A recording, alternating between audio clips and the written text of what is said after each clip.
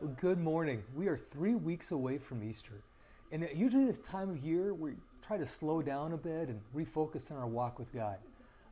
Truth is, there's a lot of things distracting us this year. You turn on the news, you got coronavirus, you got economic turmoil, you have schools, restaurants, businesses being shut down. And in the midst of that, it's kind of hard to focus on the things that really matter. I'll tell you something that encourages me. In a time of uncertainty, we have something that's certain. That God is on his throne, the beauty of the gospel that we're invited to be a part of. So over the next 3 weeks, I'm recording a series of devotionals, 3 to 5 minutes, releasing them every other day. And we're going to be looking at a piece of the book of John. And something I love about the book of John is written by one of Jesus' disciples who gives us the most intimate account of the days leading up to the crucifixion. We're going to see the things that Jesus wanted his disciples to get. And we're going to be starting off in John chapter 13. In John chapter 13, really it's the day before the crucifixion, and they were all gathering for the Passover meal. Passover meal, that's the big one. It's like, for us, a Christmas gathering. And I want to read you how it starts out in John chapter 13. It says, "It was just before the Passover festival. Jesus knew that the hour had come for him to leave the world and go to the Father. Having loved his own who were in the world, he loved them to the end." And then we have the story of how Jesus loved them. A few things you need to know. You need to know that Jesus knows what's coming. He knows that in another day, he's going to be crucified. He's going to be gone. This is it, his last chance to pour into his followers. We also know that Jesus fully knows that he's God. He knows who he is. Let's read the story. The evening meal was in progress, and the devil had already prompted Judas, the son of Simon Iscariot, to betray Jesus. Jesus knew that the Father had put all things under his power and that he had come from God and was returning to God. So he got up from the meal, took off his outer clothing, and wrapped a towel around his waist.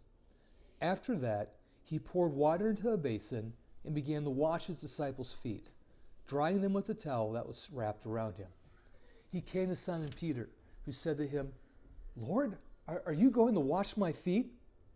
Jesus replied, "You do not realize now what I am doing, but later you will understand." "No," said Peter, "you shall never wash my feet." Jesus answered, "Unless I wash you, you have no part in me." "Then, Lord," Simon Peter replied, "not just my feet, but my hands and my head as well." Jesus answered, "Those who have had a bath need only to wash their feet. Their whole body is clean, but you are clean, though not every one of you." And he knew who was going to betray him, and that is why he said not every one was clean.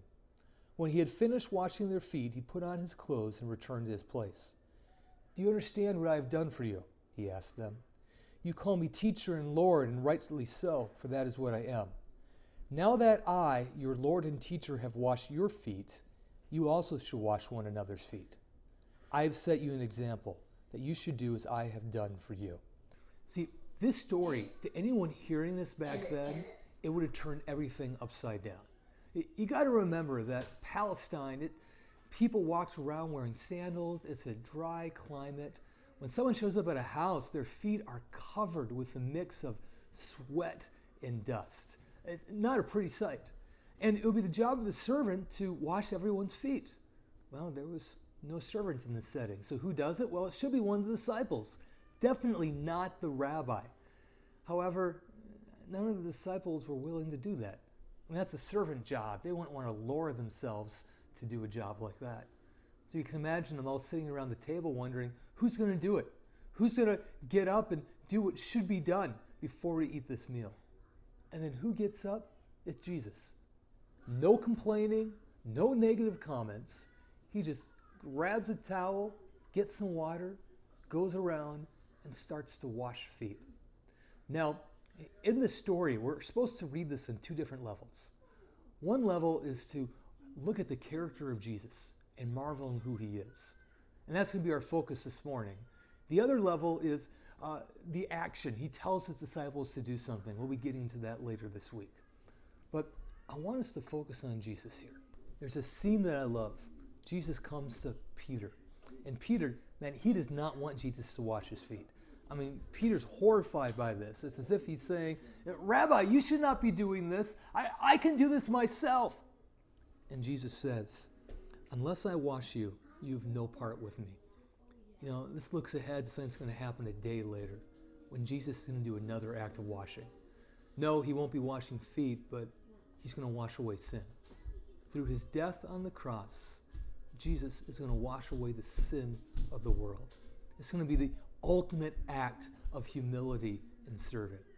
And, you know, when you think about the sin in our life, you know, we often think that we can clean ourselves by doing good things, but the truth is we can't do that. There's nothing that we can do to clean ourselves. Jesus does it for us.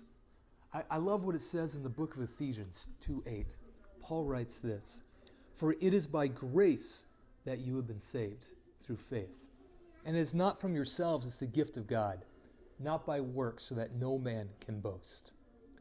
The God who created the universe takes on the mantle of a servant. He does the dirty work. He sacrifices his life so that we could be clean before God. I said earlier, sometimes the devotional pushes us to action. Sometimes it pushes us to marvel on the character of God. And this is one of the attributes of Jesus, his humility, his servanthood, that we can be a bit numb to. I want you to do this. I want you to really let this sink in.